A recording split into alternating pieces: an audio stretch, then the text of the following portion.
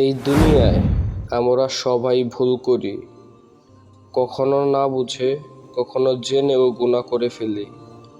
কিন্তু একজন মুমিনের আশা কখনো শেষ হয় না, কারণ সে জানে তার একজন রব আছেন, যিনি ক্ষমাশীল, পরম দয়ালু। যখন মনে হয় গুনাহ আমাদের ঘিরে ফেলেছে, তখন বিনয়ের সাথে আল্লাহর দরবারে বলি, হে আল্লাহ, গুনাহ বর্জনের শক্তি দিয়ে আমাদের প্রতি দয়া করো। আমার অন্তরকে পবিত্র করে দাও, আমাকে হারাম থেকে দূরে থাকার তৌফিক দাও, আর তোমার সন্তুষ্টির পথে চলার শক্তি দাও।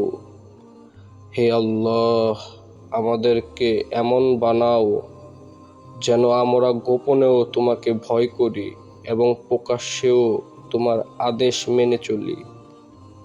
হে আল্লাহ, আমাদের গুনাহ মাফ করে দাও, আর আমাদের সবাইকে হেদায়েতের পথে অটল রাখো। আমিন। সবাই বলি আমিন।